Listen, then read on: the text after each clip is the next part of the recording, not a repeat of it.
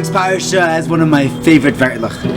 You know that Yaakov and Esau, twin brothers, had very different paths. Rivka chapped that Esau was up to no good.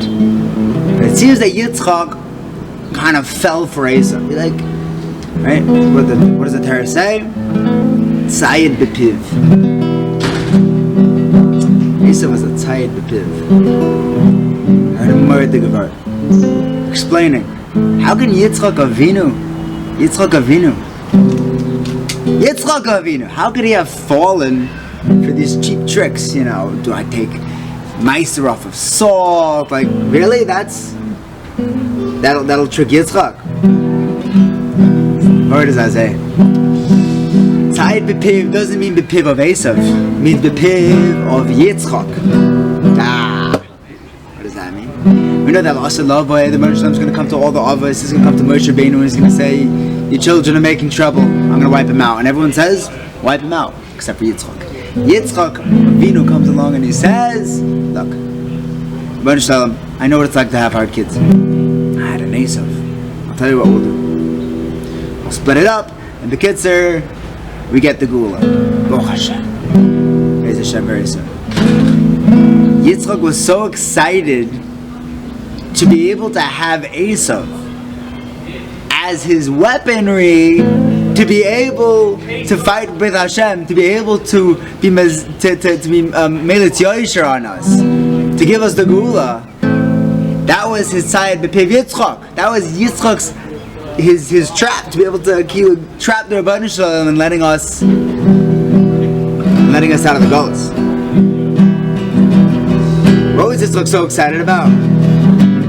He was excited to have a tough kid, because no one is happy without a challenge. Rabbi always says that simcha is the extract of a hard time. Something challenging produces simcha, true simcha. That's why, why do we call it Akedes Yitzchak? We call it, right? It's called Akedes Yitzchak, but Avram gets all the schar for it. Right? It's Avram's challenge. What about Yitzchak? 37 years old. Evan Ezra says, you know why Yitzchak didn't get much schar for it? It wasn't hard for him. Avram Avinu was the Midas HaChesed. For him to be killing, especially his own son, that was the Kneged Avram Avinu. But for Yitzchak, Midas Hadin, if this is what's supposed to be done, this is what's supposed to be done. It wasn't as much of a challenge for him. We know that Lot was saved from Sodom because why? He didn't renounce Sarah, but when he knew that she was in the box, but he didn't tell Mitzrayim. That's like, for not tattletelling, you get off the hook. Yeah, because Lot was all about mammon. He went to Sodom for the commerce shaboy, and now he had the opportunity of ratting out Sarah.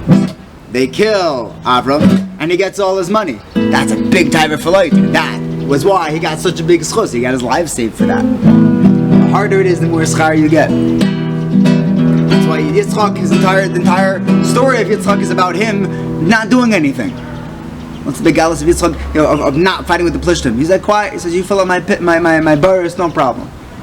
Because that's the galus of Yitzchak. You want to connect his teva. His teva is gevura. And to be able to be quiet. And to be mevater.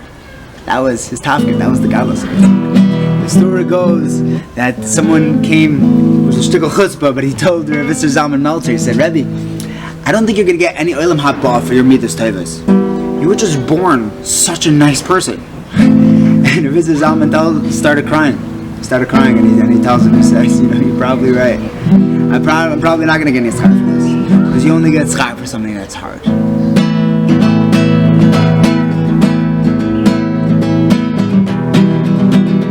Hashem, we don't ask for nisyonos, but we should always overcome our nisyonos and reap the fruits of our labor and have a life of emes tegesimcha. I know.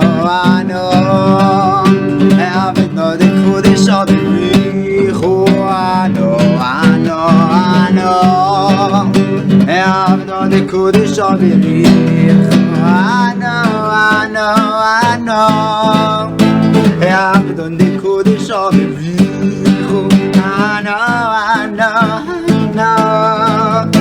Abdon de Kodesh Avrichu,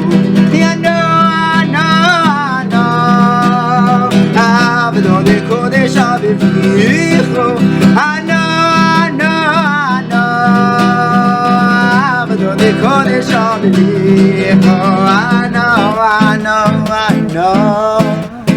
I've done the Kodesh of Berichu. I know. I've done the Kodesh of Berichu. Good Shabbos.